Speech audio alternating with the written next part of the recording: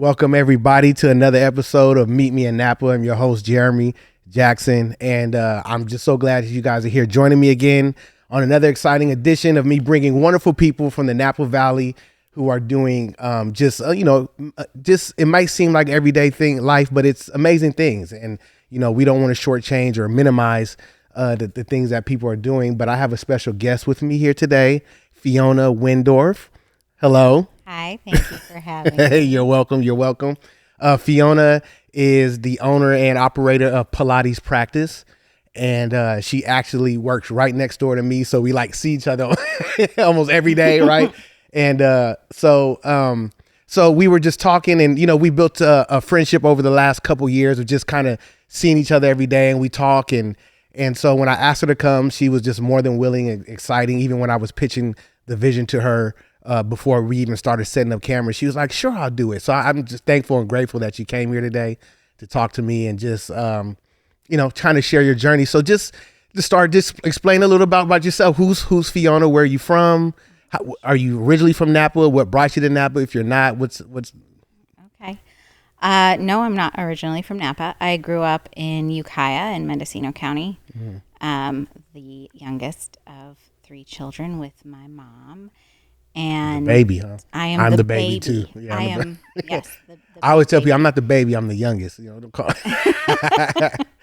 So I grew up there and went to school there. Ended up in San Francisco and lived there throughout college, and worked there after college. Met my husband, who grew up here. Okay. And we ended up moving here. About a year before my daughter was born, he took a job that required us to move back here. Okay. And we've been here ever since. And how long have you been in the Valley?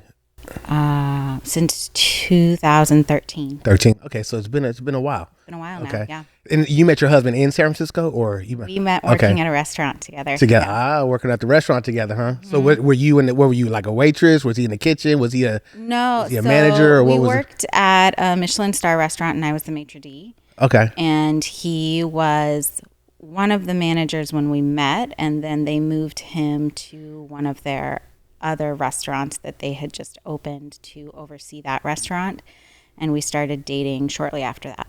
Okay. So I'm just gonna just a little messy couple question, right?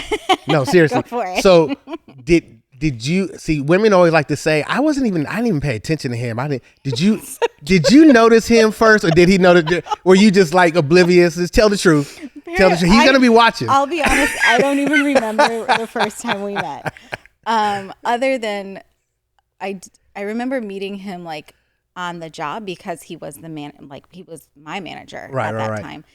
And I met him my first day, but I think he has told me that we actually met prior to that, because I was also doing some work in the office for them. Okay. But it was one of those places where there were probably, I don't know, 60 to 100 employees. Oh, okay. And so when you're the new person, it's a lot of people. You're meeting 20, 30 people in the span of 15 minutes. Okay. And so I'm sure that we did meet prior to when I think our first meeting was. Okay. But I don't remember So he saw you and fell in love first. Okay. That's the way they always want to tell the story. But anyways.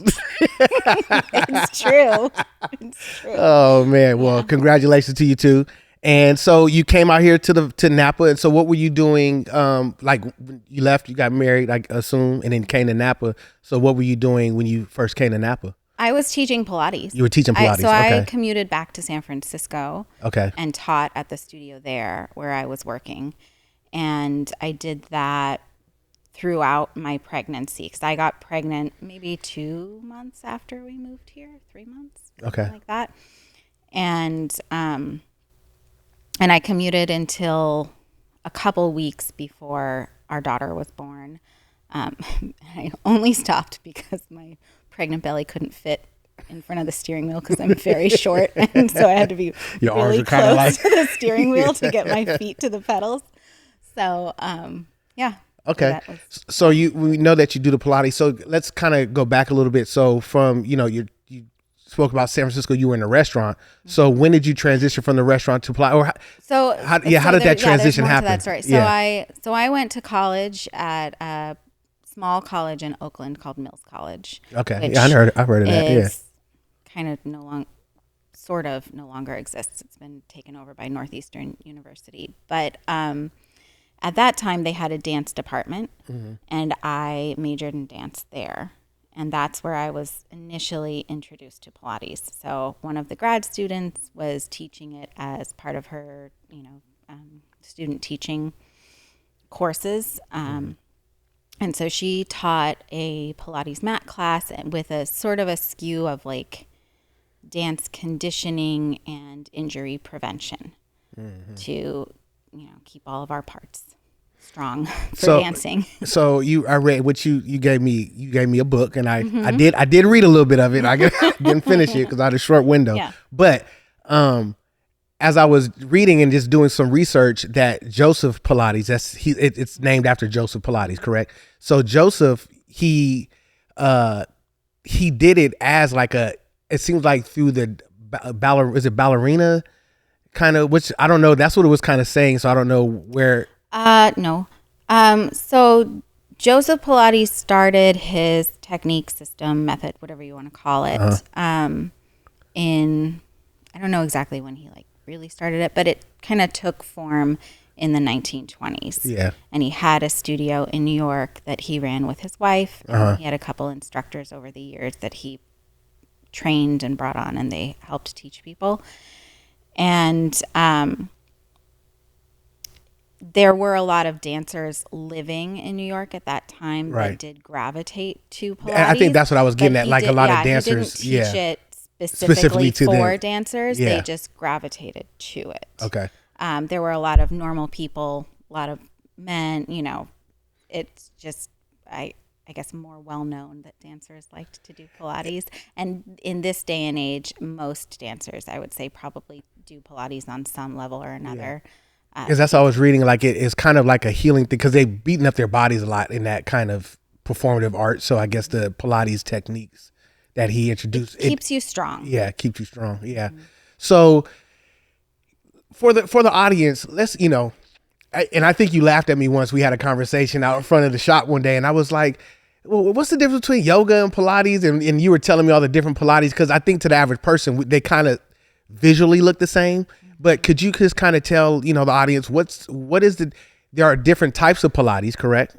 Or there's different types of Pilates that are exercise that people, do, but what is kind of like the difference between Pilates and other exercise of just, somebody like, looks like stretching, it looks like this, but what is it? So for what the separates difference itself? between yoga is a spiritual and physical practice, right? Pilates, while there is a mind-body connection, because the root of Pilates is all about control. Joseph Pilates called it contrology. He didn't call it Pilates. Contrology, like the art of control. Okay. And so there is a very distinct mind-body connection, because you're choosing to utilize your body in a certain way. But I would classify Pilates as strength training. And I would say that it's probably closer in relationship to traditional weight training than it is to yoga, even though some of the exercises might look similar. So traditional weight training, and so is it it's not at all like weight training. No, I know that, but you were saying closer. So I how is it? What gives that closeness and proximity to? Can you hit on that a little bit more? Do you? I think because the focus is on strength rather than your spiritual connection. Does that make sense? Okay. So do you find a lot of athletes are doing this as well? Or? Yes, there's a lot of athletes that do Pilates, because it strengthens your full body. So it's not, so what's different from traditional strength training is there's no leg day in Pilates. Oh, I'm in. Every day. I wish I would have known that. I quit my gym membership. Skip leg day. Every exercise, to a certain extent, is working your entire body the whole time. Oh, okay. So while there may be certain focuses, everything is a full body workout. So, And it strengthens some of the smaller muscles that are sort of more, supporting characters in your body. And I think that's why a lot of athletes gravitate to it, because it, again, can help in injury prevention because you're not overworking, that same quadricep all the time. so in the medical field, like usually, let's say somebody gets to a car accident or something, they say you got to go do physical therapy, right? How come Pilates is not one of those things that if it helps you in all those ways, why do you think it's not something that people? I think that sometimes medical doctors or physical therapists will recommend Pilates, but Pilates is not physical therapy. It's, it's a strengthening system and it's corrective exercise. But by corrective exercise, I mean more like posturally corrective exercise, because most of the exercises in Pilates, your focus is on having proper posture throughout the exercise, whatever it is that you're doing. Okay. So you would think it's more preventative maintenance than it is like after an injury. It's more like something you should do before. I mean, it can be both. It could be both. Okay. Both. Yeah. So tell me so you talked about like you were in a dance. Oh yeah. So I was in So tell me what made you fall in love even to the point to saying I want to teach this and take this and make it your own? So I don't know that it necessarily happened that way. Okay. So I discovered it in college. I really liked it. And that particular teacher was actually a contemporary Pilates teacher, and she pulled a lot of other things into that class. But our textbook was within the Pilates world, a well-known book written by a woman named Brooke Seiler, who's a classical Pilates teacher. Okay. And it was just the mat series. And it's called The Pilates Body, the book. Okay. And that book, I spent several years after that looking through that book, doing the exercises in that book. And then it was several years later, I was working at the restaurant and kind of going, I had taken the restaurant job because at that point in time when I'd finished college, I just couldn't get another job. Yeah, you got to work eventually. So it was all kind of like serendipitous, like I had a friend that was working there and she said, hey, you would be a really good fit here. Come, try it out. So I did, and then kind of, tumbled into me working there for a few years. But at one point, my then boyfriend, now husband, and I were having a conversation, and there were actually two things I was looking at going into. One was Pilates, and the other was library science. And I applied to multiple graduate programs. You said library? I wanted to be a librarian. Okay.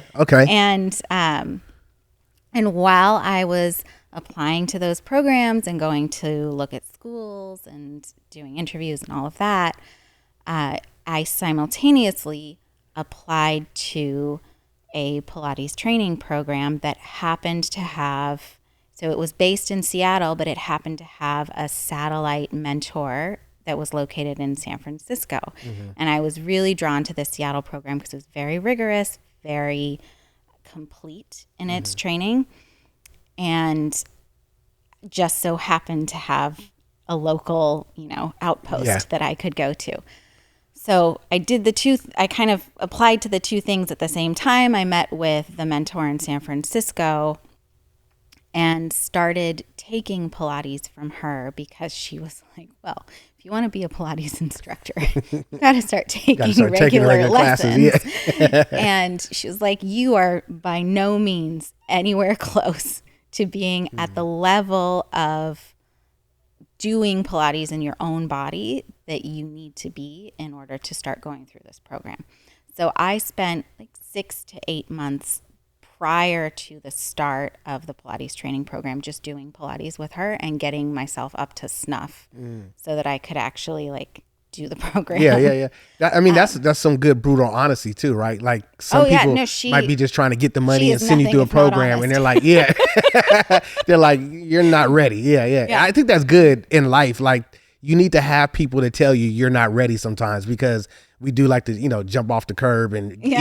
I'm excited. And then somebody needs to say, you're not ready yet, No, I think that's actually like kind of, I'll circle back to the library science, but I think that perhaps that's an issue with a lot of the Pilates training programs right now, is that people who have maybe never done Pilates before decide they want to teach Pilates, and they jump into something never having done it in their bodies, not understanding how much work goes into and how much lead time you need to get strong enough to actually do a lot of these exercises. Or they do a program that's just a weekend training program, so they don't really know what they're doing. But yeah, become this in a weekend. Yeah, just give me this. So, there's a lot of those out there. There's a lot of that out there. In all the fields almost, Yeah. But yeah, so I actually got into grad school to go to do library science, and I really wanted to do it. But then I also got into this Pilates training program. And Jonathan, my boyfriend at the time, he said he was your husband then. You just didn't know it. I didn't know it. He knew it, but I didn't. He said, "Well, why don't you do the Pilates training first? Because then you can make money while you're in grad school." And he's ever the practical person. Sounds like a man's thinking. Yeah, for sure, in our relationship. But so he was like, "Well, why don't you do this first? You can." Grad school's not going anywhere. You got in. You can just like apply again, or you can tell them you want to, defer for a year or whatever. And so I said, "Oh, okay, that's actually like really smart. Yeah, I should do that." And I went through the training program, and of course, fell in love with Pilates, and like never looked back. Like I have never. So the falling in love happened once you went into the training program. I mean, I liked it. Yeah. Like what I like about classical Pilates is, I think, so in my dance training, I very heavily studied Martha Graham technique, which is a modern dance technique, but it's very rigid and complete as well. Sort of, like how ballet has all the steps and there's the system and the way that they do class. Maybe you don't know this. I don't. I was going to say, who is Martha? What's the Martha Graham? So Martha Graham, she is one of the most famous modern dancers. She started her technique and choreographing from like the 20s, 30s to probably the 60s or 70s actually, because she was in her 90s when she died. But her heyday was probably like 30s, 40s. Okay. But her technique, I had studied a lot, and it's very systematic in the way that, you do the class, starting with certain exercises and following all the way through, and then you stand up and you do the floor work and all of that. And so I had really fallen in love with that. And when I started learning classical Pilates, there's a similarity because it is very much a system. There's an order to the exercises in which you do them, how you do them on each piece of apparatus and all of that. And though it was like all of a sudden my body had discovered like this exercise program that was sort of similar to the dance technique that I loved. And I loved dancing, but I was never really a dancer that, it wasn't going to be a career for me. It was sort of like one of those college degrees that in hindsight, I probably didn't really need to major in dance because it didn't really get me anywhere. Other than bringing me to Pilates. I'm about to say, but if you were like in New York or something, things like that. Well, and I did go to New York. I studied Graham technique in New York. Oh, okay. But I think if I hadn't majored in dance, I never would have discovered Pilates. So it's sort of one of those things. Kind of goes hand in hand. Yeah. Things happen the way they were supposed to happen. Exactly. So you fell in love with it, with the training. You said it was up in Seattle, and you were in the school. And how long was the school?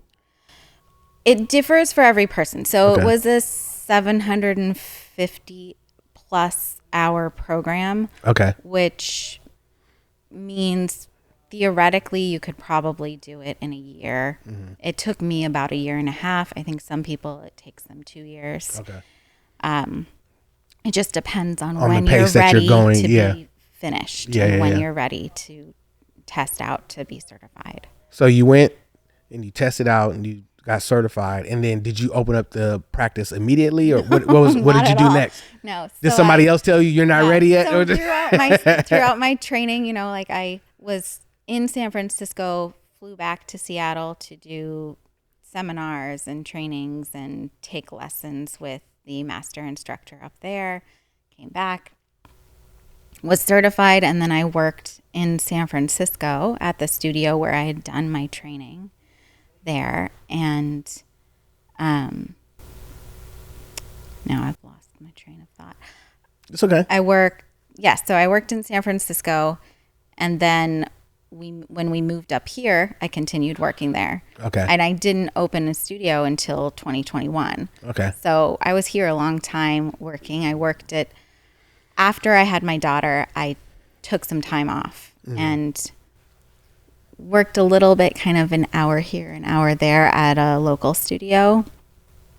And then when she was a little older, I started teaching at other studios. So there are not very many, or at least there used to not be very many Pilates studios in the Valley. There are some big group classes. So what I want to ask you, I kind of want to segue into that because you said you'd study traditional Pilates. Mm-hmm. So what's non-traditional? I mean, what's the other option if there's traditional, right? I like to explain this to people sort of like ballet, right? So like classical Pilates is like ballet, and all the other types of Pilates are like modern, postmodern, hip hop, like all the other types of dance. Okay. They're all similar because they're dance, but they're sort of like nothing like each other. Okay. So I would say contemporary Pilates is definitely inspired by classical Pilates along the way, but some types of Pilates are very, very far from the original. Okay. So do you think that it was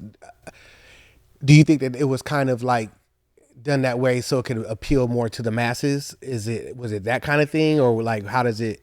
I think it's because I don't know. Yes and no. I say that because I like when people talk about like yoga or they talk about, I don't know if are there many variations of yoga, or is it just kind of like one? You know, I think there are different types of yoga too. Yeah. But I think that it's just one of those sort of natural evolution type things, right? There's people who were trained by Joseph Pilates, and then there are people who were trained by those people, and maybe someone doesn't like the way something's done and they change it, and they change the apparatus. You know, like it just sort of evolved. And then in today's world, you kind of bring in what's popular, which is like big group reformer classes. And so people capitalize on that. And I think the finances of it come into play too, but also just catering to what's popular whereas classical Pilates is really staying true to what was taught in Joseph Pilates' studio and other classical studios after his death. It's almost like a religion. Like somebody starts something, and then it's like totally somebody's like, no, this is different, and he starts his thing, and it really is. Now you have 30 different. Or I mean, even with dance, like ballet came first, and then everything else kind of trickled after, and it's just evolved. Yeah. Okay. So, you talked about I was talking about the difference between the traditional and non-traditional or whatever, but what else? What other things? Oh, that was what I was going to ask you. Why is it so expensive? Well, think about the training. I basically got a graduate degree in Pilates. Okay. Right. Okay. And every year I do continuing education. Most Pilates instructors do. Okay. Especially if it's a Pilates instructor worth their salt, right? They're continuing to train. So I don't mean that in a slight or negative way. I know. But so there's that. There's like the thousands and thousands of dollars that your Pilates instructor has spent on their own education and their time and their energy and their effort, and they're continuing to do their own Pilates lessons with someone else teaching them. But also it's one-on-one training. So again, another reason for the popularity of the big group reformer classes are they're a lot less expensive because there's one instructor teaching in some places 10 and 20 people, which is a lot of people. So you're sharing the cost. You're not sharing the cost, and you're not getting the cost really the of that one-on-one instructor. Whereas like someone who's doing a private lesson, not only are you getting one-on-one attention, you're getting very intense hands-on corrections to make sure that your body is doing the exercise properly with the right form, and also learning about Pilates and what it is and how to integrate it into your daily life. So if someone was going to ask you, like, what was the difference between, like, before you started doing Pilates, what was the difference in how you felt or your body or anything before to after? Like, what if somebody's getting into it, what change should they expect to see or feel? It's so much change. And also like not that much change all at the same time. Okay. Like in my personal experience in my body, so I was working in a restaurant when I started doing Pilates regularly, standing a lot. So when I did my Pilates training, I was working full-time at a restaurant, so 40-hour-a-week job. And then I went into the training program and I was at the studio 30 hours a week, and I came home and showered and went to the restaurant. So I spent, it was a lot of work. I could definitely not do it now with a child. But at that time in my life, it worked. Yeah. But so my body had, from many years of dancing with sometimes not always perfect form, and then standing on hard floors, I had a lot of hip and pelvis pain from that. I was very stiff in my hips, especially for someone who's a dancer. But I also at the same time had very loose joints. So I was like hyperextended, which can over time cause injury because you've got, kind of bone on bone there. Okay. So those were the things prior to doing Pilates. And then after doing Pilates, I don't typically hyperextend anymore. My body's changed that way. I, within a year or two, kind of stopped having any sort of hip, lower back, pelvis pain, barring any, like specific injury type things that happen. But all of that went away. And also what I didn't realize was that my spine and my posture were incredibly compressed. I grew 1.5 inches in the first year of doing Pilates. I haven't grown since. I'm still very short that's a lot. person. But I did. I grew 1.5 inches because I was so collapsed just from not utilizing the muscles that supported the bones of my spine. Oh, wow. That doesn't happen for everybody. Yeah, right. You're not. Again, I know you're not saying you like grow taller. Yeah. I clearly was very collapsed. But it's a lot of people, even if they don't grow taller, they appear taller because their posture's better and they're more aware of the way that they carry themselves. And so there's those things, like people tend to feel better in their bodies. So would you say most of your clientele base are people who come just because they are interested in Pilates, or do you think that they come because they really know what Pilates will do for them, or like what do you think that people's level of education is? Such a huge variety of reasons.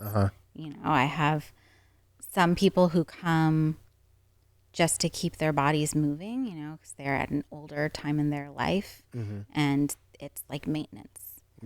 Some people coming specifically to get in shape.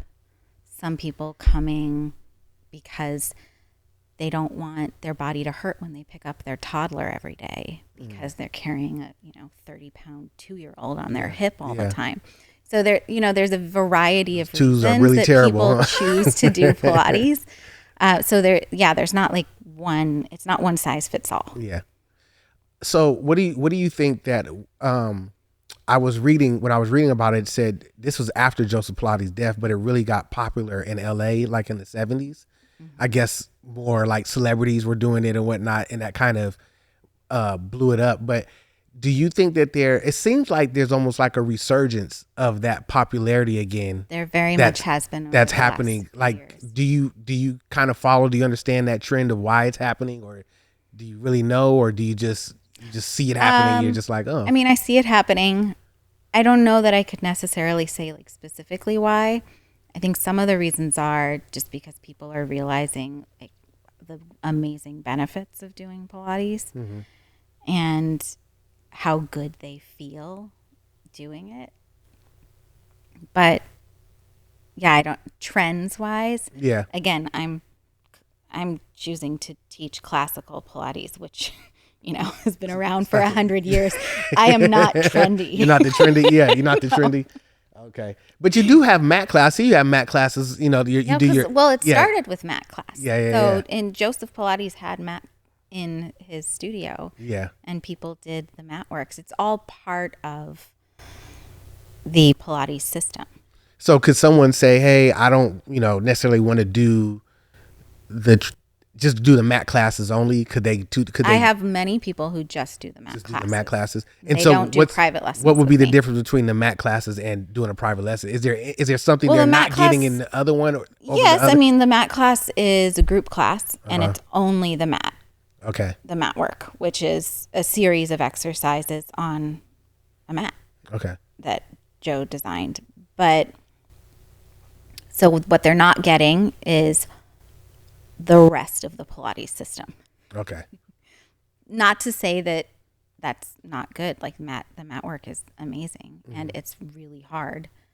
I would say it's the hardest because you have no springs to help you. Yeah.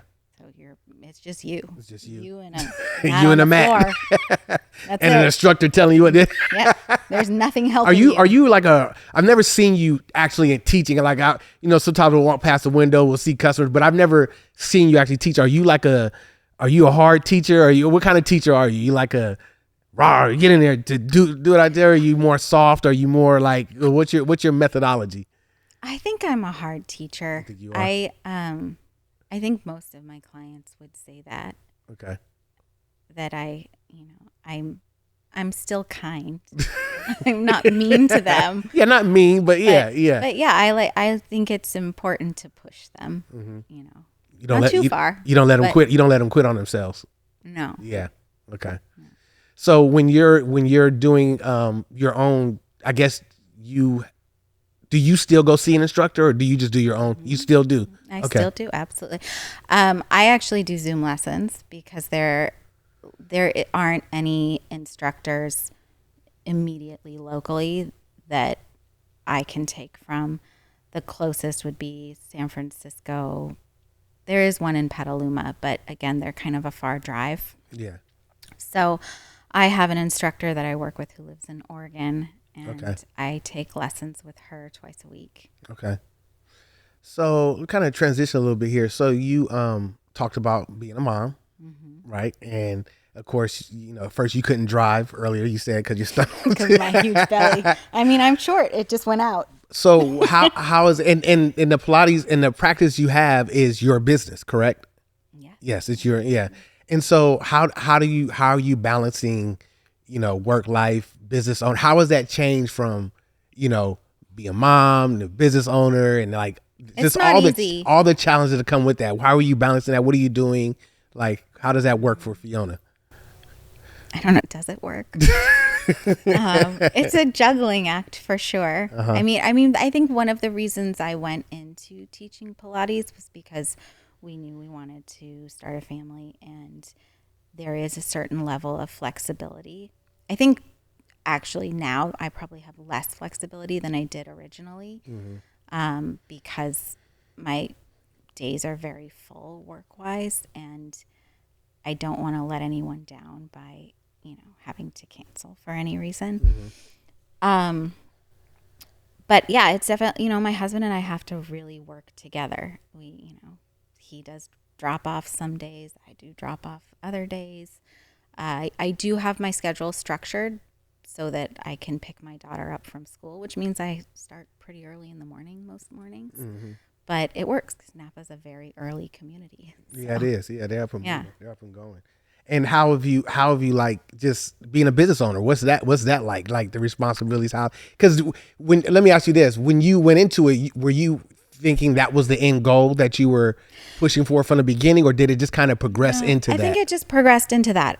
When I first started teaching Pilates, owning my own business was never in my mind. I think as time went on, it started growing as a possibility and something that I thought I might need to do at some point. And then it was really, during COVID, I was teaching on Zoom all the time. Mm-hmm. And several of my clients told me they wanted me to open my own studio, that they didn't want, like when we went back to being in person, they said they didn't want to go back to the other studios. They just wanted to me to find. Are they still with you now? They are still with me now. Okay. Yeah, no, they are. Sometimes you need to do that, and then they don't support. No, I have a very loyal and dedicated clientele, and by dedicated I mean dedicated to their Pilates practice, mm-hmm. and it inspires me so much, and I am dedicated to them. That's part of the reason. Like I very, very seldom take vacations or time off, because they work so hard to mm-hmm. keep up their practice regularly that I have to be there for them. Yeah. Well, that's amazing. So, you're dealing, you like wife and kids and business and like just life, you're dealing with life, right? Just life. So what kind of fun do you and your husband like to do in the Valley? What do you guys like to do? You have, let's say, hey, date night, somebody has the kid and only one daughter, right? Just one kid. Yeah, young kid. And so, hey, you got the babysitter set. What are you guys doing? Where are you guys going? I mean, if it's evening, we usually go eat somewhere. What's your favorite place to go eat? Oh gosh, there's so many options. Give me 2 or 3. 2 or 3. Well, I love Ad Hoc in Yountville. I love Ad Hoc. Wow, you're really stumping me now. There's so many options. You don't want to make anybody mad? No, I don't want to make anybody mad. I mean, we love a good cocktail. So we love going to like the Fink. Okay. And my sister lives here too. So we go out with her a lot. Okay. We also every now and then drive out of Napa. Yeah. You got to do that sometimes. Me and my wife, we went to Sausalito the other night, and it was a beautiful night. We went to this restaurant, Soma Co. Don't ask me. Yeah, I can't think of it. But anyways, it was a beautiful restaurant, and it was great food. And you do got to do that. Yeah. So yeah, but we spend a lot of time with the dogs too. Yeah. So you have 2 dogs. We have 2 dogs. Yeah. And what are their breeds? They are both Brittany's. Brittany's? Mm-hmm. Brittany's, okay. They're bird hunting. Bird hunting, right. And you sent the youngest one to the training, right?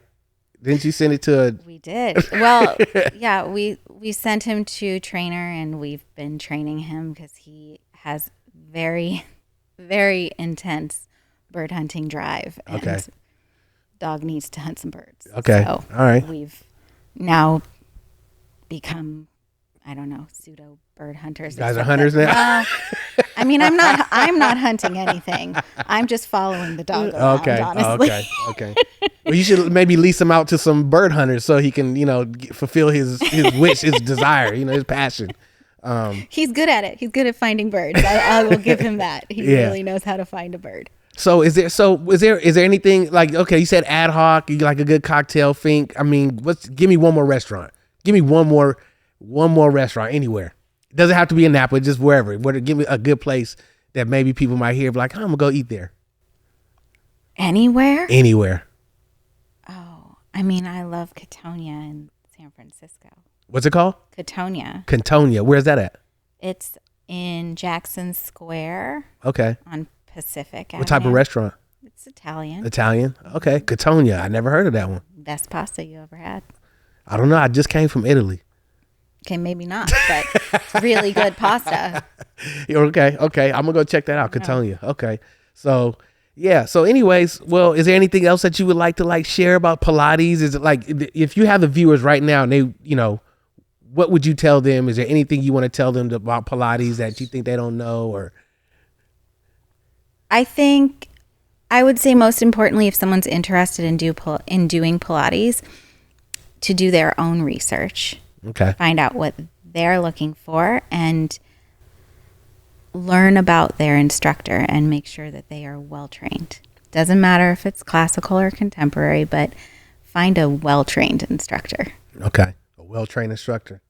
And my question that I like to ask all my guests is, if you woke up tomorrow, because we're broke today, but if you woke up tomorrow and money was, you had, 9 figures in your bank account, what would be the first few things Fiona would do? What would you do? If money wasn't an option, what would Fiona be doing with her time and her life? I'd probably buy more Pilates equipment. You buy more Pilates equipment? Okay. Outfit all the... You go shopping? All the places in... Yeah. You travel more, maybe? I would travel. I do love traveling. Yeah. I don't know. I haven't thought too much about that. But yeah, I would travel. But yeah, I would definitely keep doing what I'm doing. Travel more. But let your customers know, hey, I'm going to take. And I think if you have clients, if they really were with you, they'll understand. Oh no, I know. Yeah, take the time. Do get because it's a lot of work. You're juggling a lot in life and family and all the just everything day to day that comes with that. And yeah, I think your honeymoon travel bug is really my travel bug. I'm ready to go now. I can't stop now. And is your husband still in the wine industry? I mean, still in the restaurant industry? No, he works in wine now. He works in wine now. Okay. Yeah. All right. You bringing home boxes of wine every day? No. We don't drink very much, honestly. So okay. I'm grateful that he's not doing that. Okay. I would not be able to drink through it. All right. Well, we know one thing, that if you had 9 figures, you're going to get more Pilates equipment. So I guess you're still going to show up to work. At least I'm quitting my job. Right? I promise. I'm not quitting my job. I don't know what I would do, but I would not quit my job. I like my job. Yeah, you know what? I do too. All jokes aside, it's like I was telling, maybe I just would work like a few days a week or something. I just wouldn't work a full-time schedule, but I do enjoy. It's really me. I work and I talk to people all day, right? And you're a good talker. Yeah, And so I've been told, but I've used my power for good now.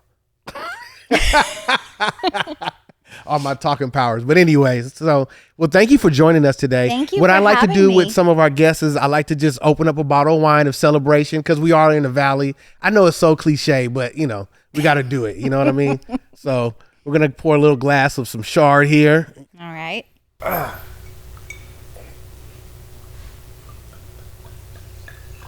Since you're not a drinker, Thank we're gonna you. pour a lot.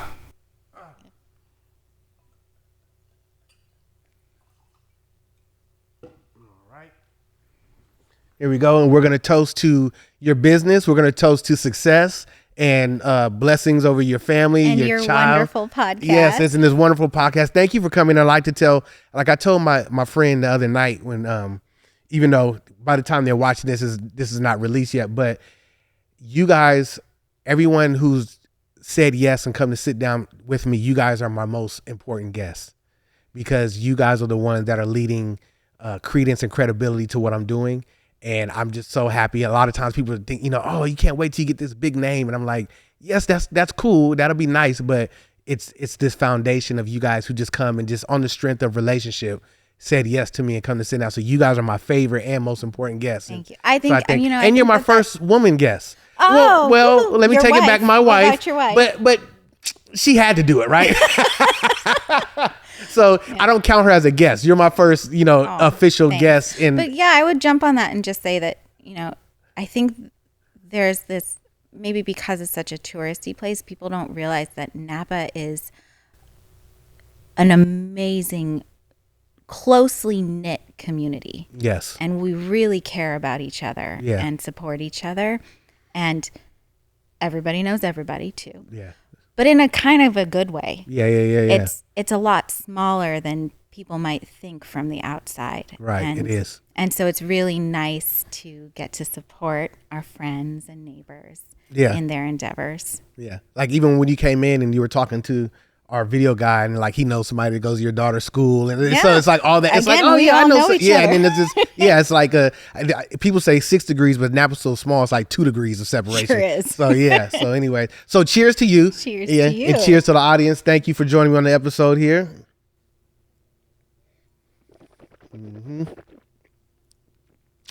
That's pretty good too. They're not paying me, so I'm not going to tell them who the sponsor is. You know what I mean? But thank you, and we'll see you next time.